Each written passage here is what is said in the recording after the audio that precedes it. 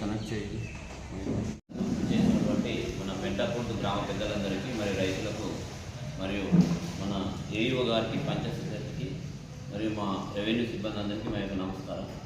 ఈరోజు మనకు మన గవర్నమెంట్ యొక్క ఆదేశానుసారంగా మన మండలంలో మన 3వ తారీఖు నుంచి గ్రామ సభలు నిర్వహించడం జరుగుతుంది. అందులో భాగంగా ఈరోజు మన పెంటపూర్తి గ్రామంలో ఈరోజు రెవెన్యూ సదస్సు అనేది ఏర్పాటు చేసుకోవడం అయింది.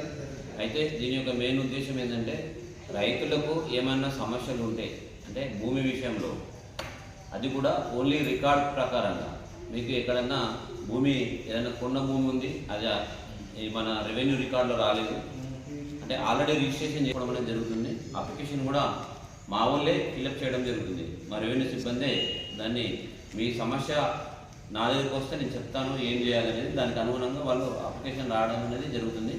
ఆ అప్లికేషన్స్ తీసుకోవడం అనేది కూడా జరుగుతుంది. అయితే నేను ఈ ఏదైతే రిజిస్ట్రేషన్ చేసుకుందో అవి కాకుండా ఇంకా ఎక్కడన్నా ఎక్స్టెన్సివ్ అంటే ఇప్పుడు ఫర్ ఎగ్జాంపుల్ రగ్బా ఉంది. రగ్బా వాళ్ళకి యాక్చువల్గా పాత పాస్బుక్లలో ఎకరం ఉంది భూమి, కానీ మనకు మీ కొత్త పాస్బుక్లో ఏదైనా తక్కువ వస్తే అలాంటివి కానీ లేకపోతే అసలే మీకు పాత పాస్బుక్లో ఉన్న సర్వే నెంబరు అది మీకు ఆల్రెడీ మీరు కబ్జాలో ఉన్నారు బట్ అది పొరపాటున మనకి భూబాటులో రావట్లేదు అలాంటివి ఏదంటే కూడా దరఖాస్తు పెట్టుకోవచ్చు. ఇవే కాకుండా ఎక్కడైనా నేమ్ కరెక్షన్ ఉంటే కానీ అంటే పేరు ఏదైనా తప్పుపడితే కానీ లేకపోతే తండ్రి పేరు తప్పుపడితే కానీ క్యాస్ట్ కానీ కులము కానీ లేకపోతే జెండర్కి బదులు పురుషుడు స్త్రీ అనేది ఉంటుంది అవి ఏదైనా తప్పుపడితే వాటికి కానీ ఇలాంటి ఫస్ట్ పేజ్ కరెక్షన్ అంటారు. పాస్బుక్లో ఫోటో ఉన్నది కదా ఫోటో ఉన్న భాగం ఏదైతే అది ఫస్ట్ పేజ్ కరెక్షన్. దాంట్లో ఏదైనా తప్పులు ఉంటే కూడా దాన్ని కూడా కరెక్షన్ కోసం ఇప్పుడు మీరు దరఖాస్తు ఇవ్వచ్చు. అవే కాకుండా కొన్ని భూములలో పట్టా భూమి ఉంటుంది, పట్టా భూమికి గవర్నమెంట్ భూమి అని పడుతుంది. అలాంటివి కూడా ఇప్పుడు భూమిని తొలగించమని కూడా మీరు దరఖాస్తు ఇవ్వచ్చు. ఎక్కడన్నా ఇనాం ఉండి మీకు పట్టా కాలేదు ఓఆర్సీ రాలేదు అలాంటివి కూడా ఓఆర్సీ కోసం కూడా ఇప్పుడు దరఖాస్తు ఇచ్చుకోవచ్చు. అదేవిధంగా కొంతమంది సాదా బైనామా ద్వారా కూడా కొన్నారు అంటే వైట్ పేపర్ మీద కొన్నారు ఇంతకుముందు అలాంటివి ఇప్పటిదాకా కూడా పట్టాలు కాకుండా ఉండొచ్చు. అలాంటివి కూడా మీరు పట్టాలు ఆ సాదా బైనామా పేపర్ ఏదైతే ఉందో సాదా బైనామా పేపర్ పెట్టి దరఖాస్తు ఇస్తే అది మాత్రము ఇప్పుడు ఇమ్మీడియట్గా డిస్పోజ్ కాదు. అది గవర్నమెంట్ నుంచి మనకి ఎందుకంటే ఆ సాదా బైనామా అనేది కోర్టులో కేసు నడుస్తుంది. ఆ కోర్టు డిస్పోజ్ అయిన తర్వాత కేసు డిస్పోజ్ అయిన తర్వాత గవర్నమెంట్ ఇచ్చే గైడ్లైన్స్ ఆధారంగా దాన్ని డిస్పోజ్ అనేది చేయడం జరుగుతుంది. బట్ దానికి మాత్రం మీరు దరఖాస్తు ఇచ్చుకోవచ్చు. అదేవిధంగా ఎవరైనా గవర్నమెంట్ ల్యాండ్ కొని ఉంటారు, ప్రభుత్వ భూమిని కొని దాన్నే సాగు చేస్తూ ఉన్నారు బట్ అది అమినోళ్ళ పేరు మీద వస్తుంది, దానికి కూడా మీరు దరఖాస్తు పెట్టుకోవచ్చు. పిఓటి అంటారు దాన్ని. ఆ పిఓటి కూడా దరఖాస్తు పెట్టుకోవచ్చు.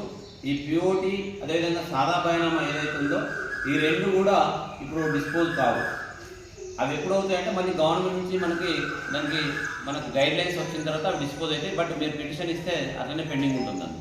ఒకవేళ సాదా బైనామాలో ఇంతకుముందు కూడా కొంతమంది మీ సేవలో దరఖాస్తు పెట్టుకున్నారు. దరఖాస్తు పెట్టుకున్నామని మళ్ళీ ఇప్పుడు మీరు దరఖాస్తు చేసుకోవచ్చు. అది మీ ఇష్టం.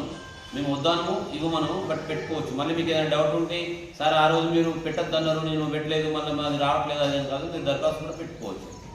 అయితే ఈ మీరు ఇచ్చిన దరఖాస్తులు ఏవైతే ఉన్నాయో ఇవన్నింటినీ కూడా ఇప్పుడు 3వ తారీఖు నుంచి 20వ తారీఖు మొత్తం మన మండలాల్లో గ్రామ సభలు అయిపోయిన తర్వాత మళ్ళా ఈ 20వ తారీఖు తర్వాత మళ్ళీ మేము ఆ నోటీసులు ఇవ్వడం అనేది జరుగుతుంది. ఫర్ ఎగ్జాంపుల్ ఎవరైనా చనిపోయిన అనుకో ఆ చనిపోయిన వారసులు ఎవరుందో వారసులందరికీ కూడా నోటీస్ ఇవ్వడం జరుగుతుంది.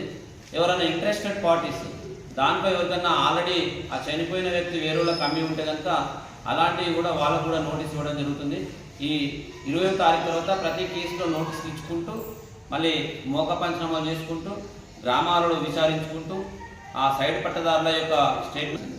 అయితే దీంట్లో కూడా పెండింగ్ మొటేషన్ కానీ సక్సెషన్ కానీ దానికి ఏదైతే ఛార్జెస్ ఉంటాయో ఓన్లీ అప్లికేషన్ మేము ఇప్పుడు మార్నింగ్ ఇప్పుడు ఈ టైం నుంచి మళ్ళీ ఈవినింగ్ 5 o'clock వరకు మన గ్రామంలోనే ఉంటాం. ప్రతి ఒక్క దరఖాస్తును తీసుకుంటాం. మీరు ప్రతి ఒక్కరు మా దగ్గరికి వచ్చి మీ సమస్య ఏదైనా చెప్తే దానికి అనుగుణంగా మా రికార్డుని చెక్ చేస్తాం, ఆన్లైన్ చెక్ చేస్తాం. దేంట్లో అప్లికేషన్ పెడితే మీ సమస్య అనేది క్లియర్ అయితే అనేది మీకు కూడా చెప్తాం. దానికి అనుగుణంగా మళ్ళీ దరఖాస్తు తీసుకోవడం జరుగుతుంది. కాబట్టి దయచేసి మన ప్రభుత్వం ఏదైతే ఉందో గవర్నమెంట్ మన రైతులకు మంచి సదవకాశాన్ని కల్పించింది. కాబట్టి మీరందరూ దీన్ని సద్వినియోగం చేసుకోవాలని కోరుకుంటూ ఈ అవకాశం ఇచ్చిన మీ పెద్దలందరికీ మరొకసారి ధన్యవాదాలు తెలియజేస్తూ ముగిస్తున్నాను.